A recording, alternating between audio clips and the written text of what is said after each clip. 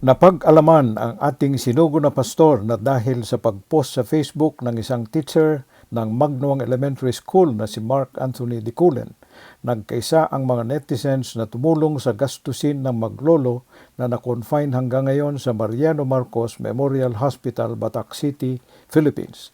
Na desgrasya digiti aglolo nga naglugan ti kurong-kurong idinadong parda ti maysa nga pick-up jay Tabog, Batak, idi February 19, Biyernes.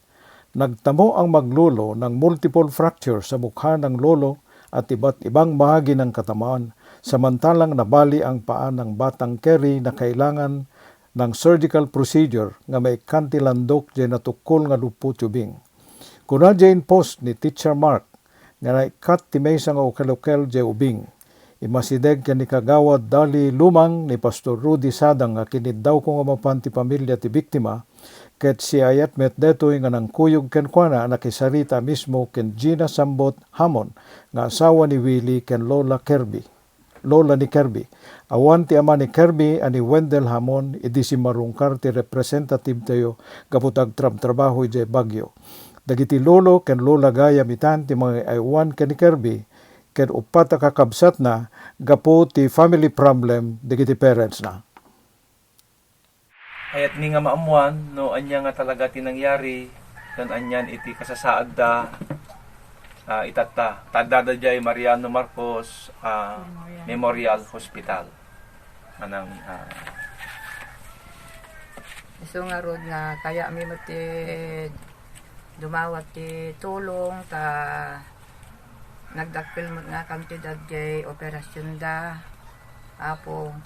anat nagan niya asawa yung, ni Willie Hamon Senior, di apo ko, kan di apukok nga ni Kirby J. Hamon, agkasapulan mo ti landok na 80,000, di mo lakay ko, timbagada 250,000. napasama, itoy, Dito na nga talaga fracture. pastor, kat ubing nga kakabsat dito, apo mi nga nairaman ita nga nagdisgrasya, adda kada kami amin ida, ta nagsina damat, so di mi ida kayat ang mabaybayan.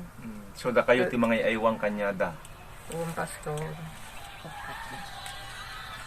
Sige lang. Kasano pa itatat, ti pinangkwami itatat, may saamot, awamot, kas jay mo nakapasamakan jay lakay ko, amuna ta, talaga nga doon nga bulan nga madi maka takder, nakatugaw lang. Sa dayay lang unay ti yun unay ko kuma, dayay masapul di operasyon jay lakay. Gaputan ni Kuya Pat ken ti pamilyada ket naayat at tumultulong kadagiti kastoy nga kasasaad, pinakaamon na ket imayak ita dito tapnon umay ko i-share ti isang kabasit nga tulong anang isu nga ni Kuya Pat adda intudda nga agasawa nga agbalor iti 2,500 anang isu nga iyawat ko kada kayo dito da Kuya Pat mamaklay awatan niyo manang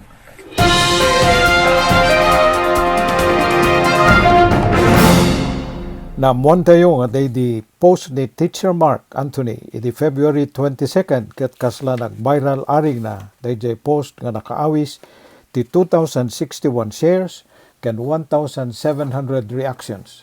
Si Maranay met ti DSWD ti Batak agraman pay digiti opisyales ti syudad ti Batak ken naidanon pa yan dito iti atensyon ti congressman ti may kadwa nga distrito ti Ilocos Norte. At this point, I wish to commend and give recognition where it is due. Comendarak the Teacher Mark Anthony Diculen ken ti teaching staff ti Magnuang Elementary School babaen ti panangidadaulo ni Mrs. Divelin Madela. Kadetoy nga panangilungalong da ti panakaaramid ti fundraising campaign tapno matulungan dagiti biktima ti aksidente.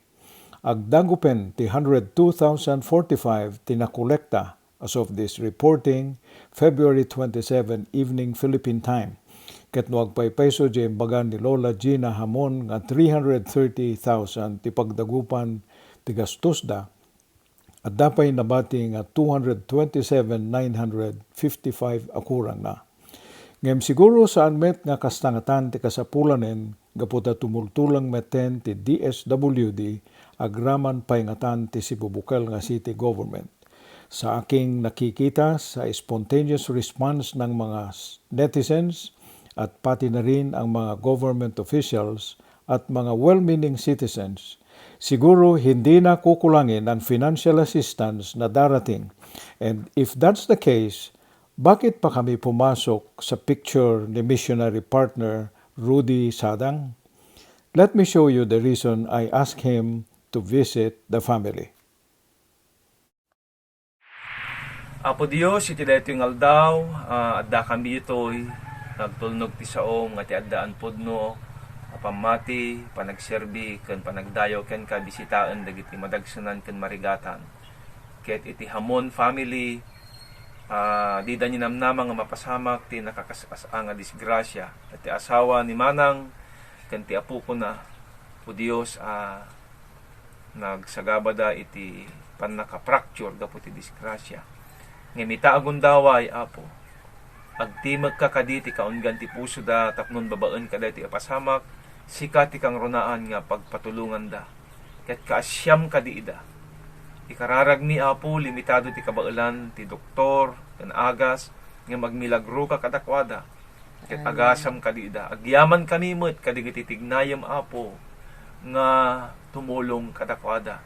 Ket Lord, babaan ka daytoy apasamak, mabigbig da kakadi akas Salvador, ken mangisalakan iti biyagda. Ikomit mi ida ken kan, ket agtrabaho kakadi apo, kinakaskas daaw, agyaman kami met, kadigiti tignayam patumulong. Itinagan ni Jesus. Amen. Actually, we wanted to point out to the family about the need to call upon God for help besides their financial needs. Kaya ang primary purpose ng pagpunta ni Pastor Rudy ay para to pray for them in person in our behalf. Kaming dalawa actually ni Pastor Rudy ang nagkaroon ng desire to bring the love of God to the family of the Hamons at this time. Dahil sa ang paniniwala namin ay sa mga pagkakataon na ito ay hindi po pera-pera lang ang issue dito. At dapay sumagmamanong rason nga kalikagumam mi nga i-demonstrar babaen kadeto nga income panaki partisipar kadeto nga insidente. Umuna-unay kakabsat, kalikagumam mi kuma nais naming ipakita, i-demonstrate ang God's love in action. Kung matandaan po ninyo, last week, ang aking pong sermon ay galing sa 1 John chapter 4 verses 17 to 19 kung saan ko ipinaliwanag kung anong ibig sabihin ng God's perfect love at ang ibig sabihin ng God's love being perfected in us.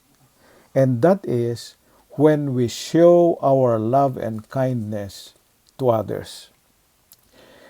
The love of God which can give us confidence when we present ourselves before God's judgment is not mere talk, but love that has been perfected into action, not in mere word or speech, but in deed and in truth. Ket jaya versikulo 17-18 na sarita tayo pa ijay may tungkol sa fear na humarap sa ating Panginoong Diyos at the time of judgment. At sinabi ko pa ron sa sermon na ang mga hindi confident na Christians to face God's judgment are described as follows. One of the main reasons why so many professing Christians have little confidence with God and little boldness with men is that their lives are not devoted in love to the salvation of the lost, and to the glory of God, but instead are devoted, often by sheer default, to providing earthly security and comfort for themselves and their families. Ito na mga kapatid ang pagkakataon natin na magmahal at tumulong sa kapwa natin na nasa kahirapan. I also want to give a chance sa mga Filipino churches in Hawaii to show their love to the needy in their home province. Alam ba ninyo na there are several pastors in Hawaii who trace their roots in Ilocos Norte? I also want to demonstrate the power of God to transform lives. Alam ba ninyo mga kapatid na si Kagawad Dali Lumang is a new believer who received the Lord through the witnessing of Pastor Rudy Sadang? And here's an opportunity for them and the churches in Batak to serve together in love. At nais ko na rin na-encourage si Pastor Rudy who has just started a new Bible study group in Magnuang, Batak City. This is, I believe, the appointed time for him to really be able to minister there. And then I want to harness also the power of social media to bring the gospel to those who have not been able to hear the word of God preached from the Bible. That Facebook can be a means to bring unity to many to do good, like what teacher Mark Anthony and the school staff did, and to redeem also Facebook from its present misuse of this information and lewdness na napapanood natin sa mga ganitong panahon. And then, Pastor Rudy at pati na rin yung mga pastors natin sa mga iba't ibang churches dyan sa Batak or sa Ilocos Norte. Nais ko pong ibahagi sa inyo kung ano yung mga naisip ko na mga mechanics kung paano natin gagawin ito. And then, pagkatapos, kung sa pag-aakala ninyo ay meron kayong mga may isip na mas effective na implementing guidelines, then please comment sa post nito or mag-usap-usap tayo sa messenger para sa ganun ay talakayin natin na paano ang gagawin sa mga ito. Now, ang unang-una na nais ko pong i-point out sa in-initiate namin ito na fundraising for the Hamons. I want to emphasize that I don't want to have anything to do with any donation. Ayaw ko pong humawak. Okay? Dahil sa dalawa po ang naisip ko na paraan para magawa natin po ito. Firstly, there are two ways to implement this. Ang una is, I would want all donations coursed through the Filipino churches in Hawaii na mayroong branches dyan sa Batak City para kung anuman ang ma-raise dito sa Hawaii ay mapunta lahat sa mga churches na nag-fundraising dito sa Hawaii at kanilang i-turn over kung anuman ang donasyon na mai-raise nila kay Mrs. Gina Hamon. Yan. Kasjay ti may iproponer ko kuma kakamsat. Okay? At kung mayroong isa naman or dalawa na mag-involve nito ng mga churches, let the contributions go to the churches in Hawaii and then their churches in the Philippines will bring the donation to Gina. And there's also a third one dito sa Hawaii who has several churches all over Ilocos. At ito po ay encouragement. Hindi ko po kayo china-challenge. Hindi rin po kami nakipag-compete sa mga teachers. Pero I'm only giving all of us, brother, pastors, I'm only giving everyone a chance to have God's love perfected in us by involving our church members sana in this undertaking. At dito po ngayon, pwedeng mag-rise yung katanungan. Pat, kung sinasabi mo na mabilis ang response ng mga netizens, bakit isali pa ang mga churches sa Hawaii? Ang sagot ko po niyan ay, mga kapatid, will you let this chance to help pass and slip from your hands? Kung ang mga teacher nga nag-unite to help, how much more sa ating mga churches, mga papastors? Hindi ko po naman sinasabi na makipag-compete tayo sa ginawa ng mga teachers. Pero alam natin, iprini-preach natin yan na it's a privilege to give. Di po ba? And then, meron pang isang katanungan na posible na mangyari at mabuti sana kung ganito ang mangyari.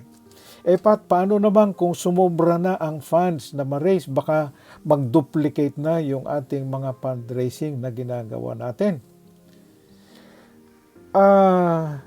Ang aking pong may isuggest ay hindi po magkaroon ng duplication dahil sa ang fundraising ng mga teachers ay gastos po para sa hospital.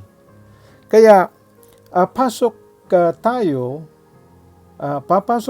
to fill up kung ano po ang kanilang kulang sa hospital. And then ang katanungan, ang ganda nito na katanungan, paano kung sumobra ang funds na ma-raise natin para sa mga hamons at bayad naman lahat ng mga hospital? So, mga kapatid, gusto kong sabihin na ako ang unang-una na mag-oppose sa idea na may magkakwarta for profit sa isang fundraising. Ito po ang sagot. Let the funds be raised, be allocated kung sumobra for the support of 8 or 10 years old na ba si Kirby?